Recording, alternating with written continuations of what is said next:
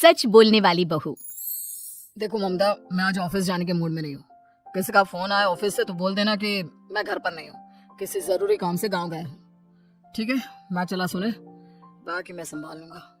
ममता बेचारी, जैसा नाम वैसा ही नेचर। ना कभी झूठ बोला, ना फरेब, ना किसी से चालाकी की, ना किसी की पंचायत। सुन लेती है पति की बात और फिर कुछ देर बाद फोन आता है। हेलो, कौन? मैं सुनील का बॉस बोल रहा हूँ। दफ्तर में इतना काम पड़ा है, अभी तक ऑफिस नहीं आया। वो क्या कर रहा है? फोन दीजिए उसे। जी वो तो सो रहे हैं। कह रहे हैं कि आज गर्मी बहुत है तो घर के मजे लेंगे।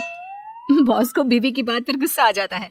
तो उसे बोल दीजिएगा कि अब घर में गर्मी के ही मजे ले, कोई जरूरत नहीं है यहाँ आने की। ये बोलकर बॉस फोन रख देता है। ममता सारी बात सुनील को बता देती है। न जाने किस बेवकूफ से पाला पड़ा है, समझ नहीं आता। तुम्हारे कारण मेरी नौकरी चली गई। अरे झूठ बोलने में क्या जा रहा था तुम्हारा? ममता को समझ में नहीं आ रहा था कि उसकी खता क्या थी। अरे जो है वही तो बोला। फिर एक रोज, बहू, अरे हाँ बहू, कहाँ है तेरा पति? इस महीने घर के खर्चे के पैसे भी नहीं भेजे। क्यों, माँ बाप की फिक्र खत्म हो गई है क्या उसे? पाए लागू माँ जी, वो ये बोल रहे थे कि माँ को क्या है, घर का राशन, खेत का पैसा, मवेशी का दूध, फिर भी न जाने क्यों मेरे सर पर भार देकर बैठी है। तभी सुनील ममता के मुंह पर हाथ रख देता है। क्यों रे कलमुंह है, हटा बहू के मुंह से हाथ। अरे क्या क्या बोलता है तू? वो तो इसकी झूठ बोलने की आदत नहीं है, इसलिए पता चल रहा है। देख मेरी सास कितनी शरीफ है। हा? तेरी माँ तो मोहल्ले की बदमाश है ना, और तेरी सास शरीफ है। बेटा ममता को देखता है और गुस्से से बोलता है। अब खड़ी खड़ी देख क्या रही हो? और भी कुछ कहना है क्या? माँ आई है ना, जाकर छाछ ले आ ठंडी वाली। ममता अंदर चली जाती है। माँ, इसके सच बोलने की आदत के कारण मेरी नौकरी जाते जाते रह गई। वो तो मैंने अगले दिन जाकर पैर पकड़ लिए मालिक के, नहीं तो सब जानता है बहू की आदत नहीं है झूठ बोलने की। तो तू शांत क्यों नहीं रहता? क्यों उसे झूठ बोलने को बोलता है? फिर एक रोज, बहू जा अपनी पड़ोसन के पास और उससे बोल कि वो लाल वाली साड़ी जो उसने नए साल की पार्टी में पहनी थी, तुझे वो चाहिए। ना माँ जी, मुझे नहीं चाहिए। वैसे भी कल जिस शादी में जाना है ना, वहाँ के लिए तो मेरे पास काली साड़ी है।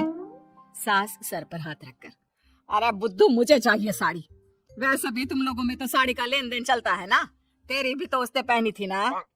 हाँ माँ जी, वो क्या है ना, हम दोनों के कपड़े एक दूसरे को आ जाते हैं। मैं ले आती हूँ आपके लिए साड़ी। बहू पड़ोसन के पास जाती है। कैसी हो निर्मला, तेरी लाल साड़ी चाहिए थी। क्यों? तू तो बोल रही थी कि तेरे पास काली वाली साड़ी है, तू वही पहनेगी, फिर लाल का क्या करेगी? अरे मैं तो काली ही पहनूंगी, लेकिन मेरी सास ने देखी थी तेरी लाल साड़ी, वो नए साल की पार्टी में तूने पहनी थी ना, तो इसलिए वो मांग रही है। ये सुनकर पड़ोसन थोड़ा परेशान हो जाती है। देख ममता, तेरे लिए तो मैं एक बार को साड़ी दे भी देती, लेकिन तेरी सास के लिए नहीं। वो क्या है ना, तू तो जानती है कितनी गंदी आदत है तेरी सास की। खाया पिया सब कपड़े पर ही पूछ देती है। मेरी लाल साड़ी बहुत महंगी वाली है, पता चले उस पर हल्दी तेल का निशान लगा हो। ममता घर आ जाती है खाली हाथ, ममता को देखकर। नहीं देना उस कलूटी ने साड़ी। अब आए तुझसे लेने तेरा सामान, अच्छे से बताती हूँ। माँ जी वो क्या है ना, मुझे तो वो दे रही थी, लेकिन आपके नाम पर नहीं दी। अरे किसने बोला था मेरा नाम लेने को? बोल देती तुझे पहनना है, लेकिन ना, तू तो ठहरी सच की देवी। न जाने सास क्या सोचती है और हंसने लगती है। अरे माँ क्या हो गया, क्या सोचकर हंस रही है? याद है जब बहू को देखने गए थे? हाँ बस सही बात है। याद आ गया कैसे मेरी सास बाजार के खाने को बोल रही थी कि ममता ने बनाया है। हाँ, और बहू ने आकर सब बता दिया कि ये सारा खाना तो बाजार से आया है, वो भी कल्लू हलवाई की दुकान से। ममता दोनों की बात सुन रही थी। हाँ माँ जी, वो कल्लू हलवाई का ही था। मुझे तो आज तक पता नहीं चला कि माँ ने क्यों कहा कि मैंने बनाया है। खैर, मैं तैयार होती हूँ, शादी में जाना है ना। पूरा परिवार शादी में जाता है, जहाँ खाना वाना खाकर सभी बैठे होते हैं कि एक औरत ममता की सास से कहती है, क्या बात है बहन जी, मेरी आपकी बात हुई थी तो आप तो बोल रही थी कि लाल साड़ी पहनने वाली हैं, तो मैंने ये काली पहन ली। पता होता कि आप लाल नहीं पहन रही हैं तो मैं ही अपनी लाल पहनाती। अच्छा जी, तो इसलिए पूछा जा रहा था। अरे इतनी साड़ियां हैं कि क्या बताऊं। मैंने सोचा तो था पर ये सामने दिख गई तो यही पहन लिया। अच्छा, मेरी तो तैयारी काफी दिन से चल रही थी, फिर भी आज ऐसा लग रहा है कि ठीक से तैयार नहीं हुई मैं। तभी आ जाती है हमारी सच्ची बहू, ममता बहू। आंटी जी, वो क्या है ना, पड़ोसन की लाल साड़ी माँ जी को पहननी थी, लेकिन आप तो जानती है माँ जी की आदत, सारा खाया पिया कपड़ों पर ही पूछ देती है। दूसरी साड़ी देने से ना ऐन वक्त पर मना कर दिया, तो अब इन्होंने ना मेरी साड़ी पहनी है। औरत ममता की सास को घूरती है। अरे मांग कर ही साड़ी पहननी थी क्या? हम जैसे तो खुद की ही साड़ी पहनते हैं, चलो चलते हैं। सास का गुस्सा अब ममता पर फूट पड़ता है। अरे क्या जरूरत थी ये बात सबसे कहने की। अरे घर की इज्जत का कोई ख्याल है कि नहीं तुझे? हाँ, मैंने क्या बोल दिया माँ जी? मुझे क्यों डांट रही है? मेरी गलती क्या है? ममता को रोता देख सुनील आ जाता है। अरे माँ क्या हो गया? पता है ना शादी का माहौल है। सास सारी बात बेटे को बता देती है। देख रहा है तेरी बहू का हाल। अरे इस लड़की को तो ये भी नहीं पता कि कब कहाँ क्या कैसे बोलना है। अरे लेकर जा इसे यहाँ से। सभी घर आ जाते हैं। सास का मुंह तो फुला ही रहता है कि एक दिन। चलो बेटा, बहुत दिन तुम लोगों के साथ रह ली, अब चलो। वैसे भी ऐसी बहू के साथ समय कैसे कटे, जो ना झूठ बोलती है ना लोगों की चुगली करती है। अरे गाँव में ही ठीक हूँ मैं, कम से कम 4 घर की खबर तो मिलती रहती है, वो भी मसाला डालकर। कैसी बात कर रही है माँ? अभी तो आई है, रह जाना, कितना अच्छा लगता है तेरे रहने से घर। तभी ममता आ जाती है। अच्छा लगता है, लेकिन आप तो बोल रहे थे कि न जाने कब तक रुकेगी, जाने का नाम ही नहीं ले रही।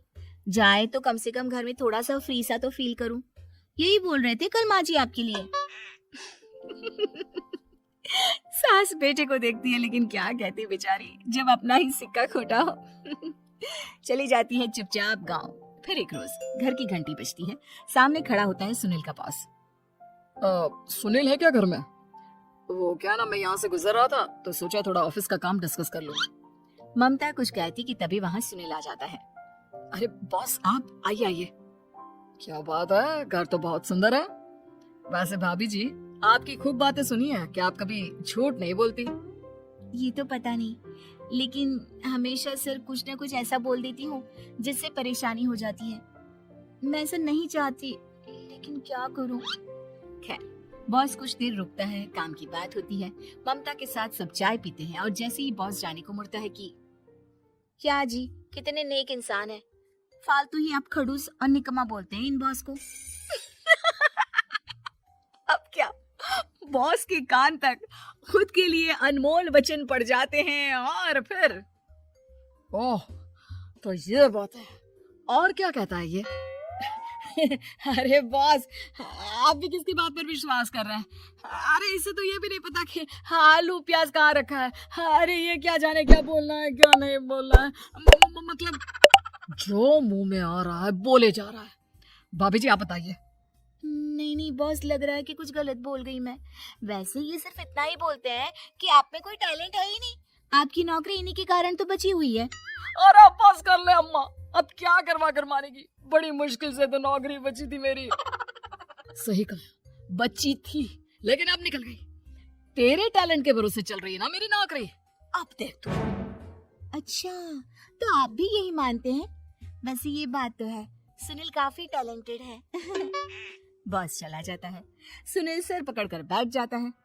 माना सच बोलना एक अच्छी आदत है, लेकिन ममता आज का समय ऐसा नहीं है। तुझे थोड़ा सा समाज को देखकर खुद को बदलना होगा, समझी? जी मुझे तो पता ही नहीं चलता कि मैं क्या गलत कर रही हूँ। यकीन मानिए मैं जानबूझकर नहीं करती।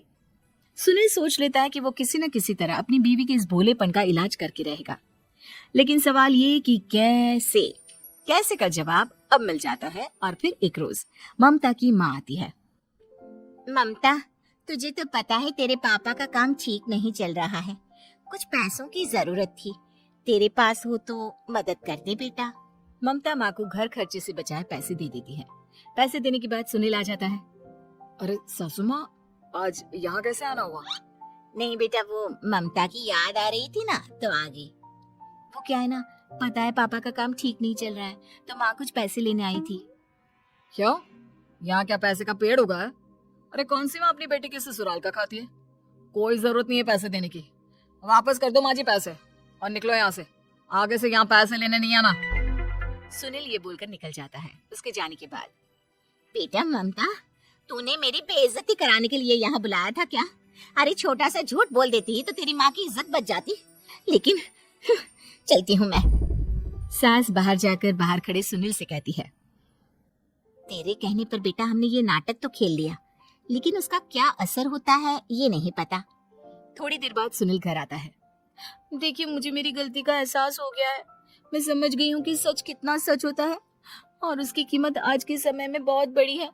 माफ करना, मैं आज से सच कभी नहीं बोलूंगी। क्या? कभी नहीं? फिर क्या, दोनों मियाँ बीवी खुश रहने लगते हैं, क्योंकि बीवी को थोड़ी सी झूठ की आदत हो जाती है।